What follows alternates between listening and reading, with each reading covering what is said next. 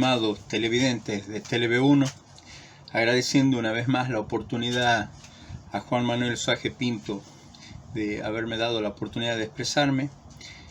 Quiero referirme en esta ocasión a una publicación que realicé hace un poco más de 6 años y que considero que hoy está más vigente incluso que en ese momento. La misma es referida al miedo y al rechazo al regreso de Cristo. Observando la situación actual de deterioro irreversible de las sociedades del mundo entero, no podemos menos que avisorar un colapso inminente de las naciones, que forma parte de un plan meticulosamente realizado y con mucha paciencia y bastante tiempo. Todo esto en pos de la imposición de pleno derecho del sistema más autoritario y atroz de la historia, en donde no solo se busca controlar nuestras acciones, sino que hasta se pretende controlar nuestros pensamientos. En ese sentido, no deja de sorprender cómo en los ambientes católicos, conservadores y hasta tradicionalistas existe un rechazo profundo y hasta una inocultable molestia al considerar la cercanía de la parusía. El padre Castellani decía que creer que Cristo regresaría en miles de años es lo mismo que considerar que no regresará nunca. Y así empeñó gran cantidad de su producción literaria a demostrar cómo los tiempos que se viven pueden adecuarse perfectamente a las previsiones divinas para el retorno de nuestro Señor. Y estamos hablando de escritos que tienen más de 50 años. ¿Qué pensaría en este momento?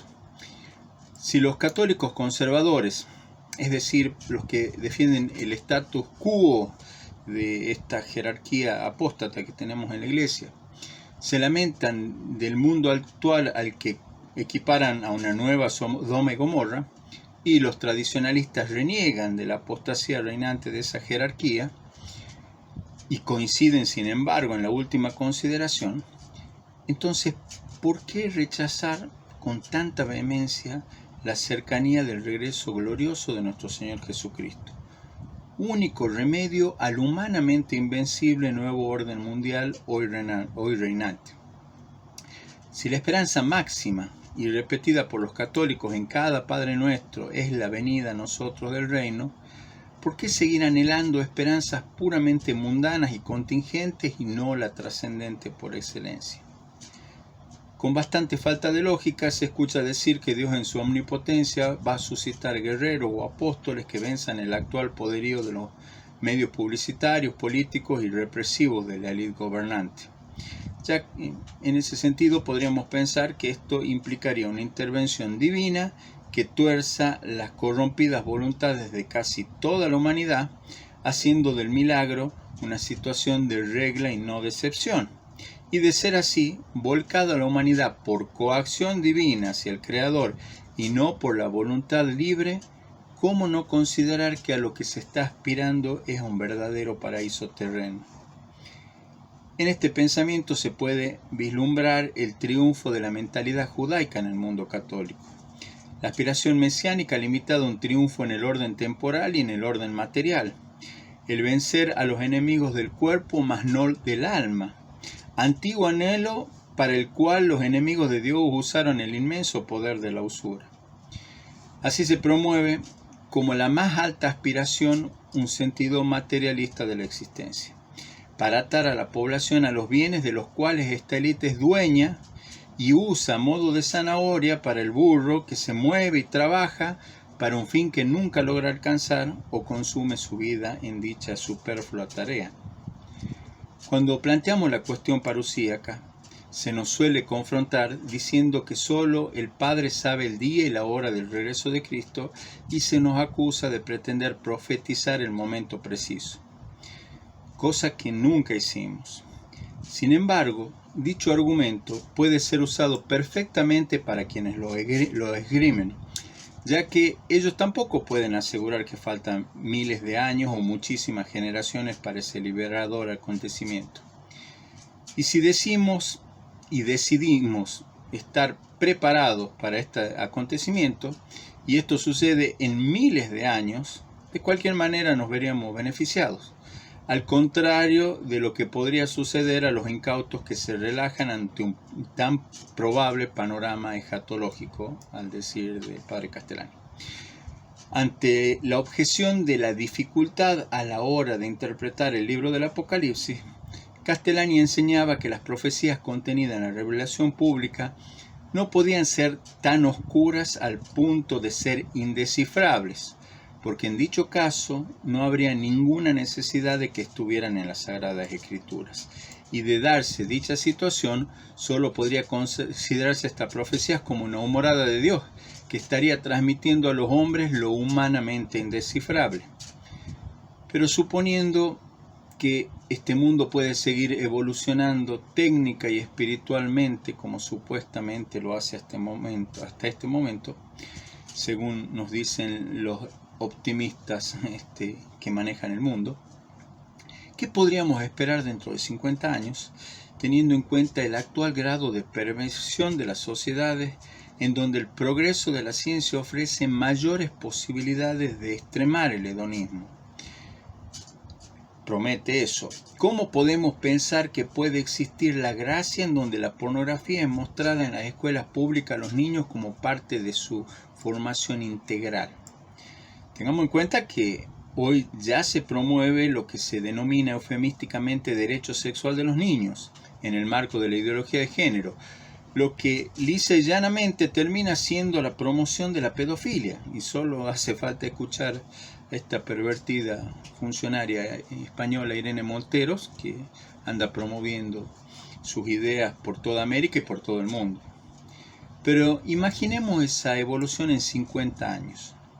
Si hoy en todas las tapas de los diarios y revistas conservadores encontramos a mujeres y sodomitas mostrándose impúdicamente o contando como prostitutas contentas sus más vergonzosas intimidades, igual situación o mucho peor se observa en la televisión. ¿Qué podríamos esperar entonces en ese sentido en 10 lustros? Si hoy se anuncia la construcción de muñecas o muñecos sexuales con una similitud increíble con una persona real, ¿qué podríamos esperar cuando la ciencia siga avanzando en ese sentido? Si hoy se considera un gran avance científico a las técnicas de fertilización artificiales en las cuales se descartan la mayoría de los embriones utilizados o se mantienen congelados por tiempo indeterminado, ¿cómo creer que estas prácticas multiabortivas pueden generar una sociedad más justa y sana? Probado está que la ciencia hoy ayuda al hombre en sus posibilidades de pecar más fuertemente, por lo que ese pretendido avance espiritual que hoy se predica, especialmente en la neoiglesia, bajo la forma de tolerancia misericordiosa, el objetivo a seguir por ese neocatolicismo conduce necesariamente hacia el protestantismo de Lutero, ya que de ese modo se podría seguir el consejo del monje maldito cuando decía: peca fuerte, pero ten fe más fuerte todavía. De esa forma se puede conciliar el considerarse una persona católica y tratar de mantener la conciencia tranquila. Y es así que hoy, como resultado, tenemos, como proféticamente lo predijo Castellani, un cristianismo sin Cristo, que era el que preveía para la época del anticristo. Ese cristianismo filantrópico antes que espiritual, antropocéntrico antes que cristocéntrico.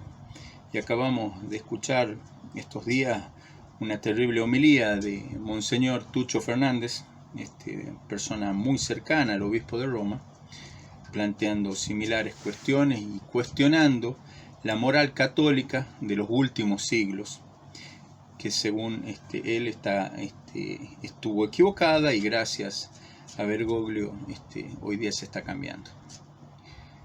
Las sociedades actuales se siguen descomponiendo en la misma medida en la que buscan mayores libertades y derechos, pero sin las correlativas obligaciones y límites a su ejercicio. Y esto solo se consigue gracias a la democracia, satánico régimen por el que abogaron hasta los papas anteriores al concilio, sin considerar que la misma implica la radical negación de la existencia de un Dios que al ser creador también es legislador, ya que en dicho régimen son los hombres quienes deciden lo que es bueno y lo que es malo por la fuerza del número, mas no por la fuerza de la verdad misma, o sea, por mayoría de votos, reeditando el atroz pecado de Adán y Eva de querer ser como dioses.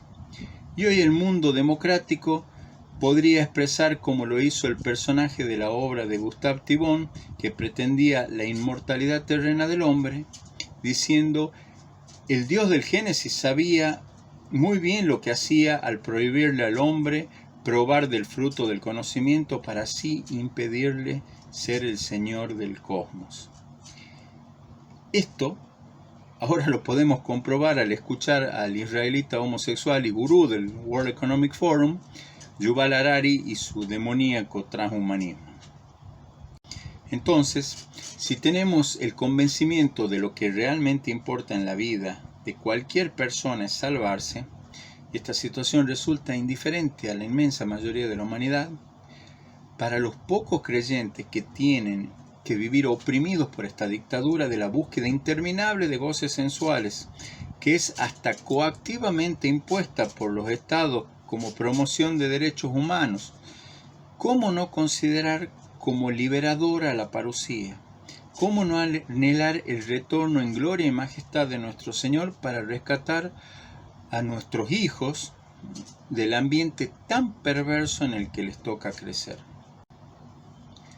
La respuesta parece ser que el miedo a los dolores de parto, que son previos al mayor y más maravilloso acontecimiento de la historia después de la encarnación del Verbo, esto es su regreso, es mucho más grande que su anhelo a la restauración definitiva del reino de Dios.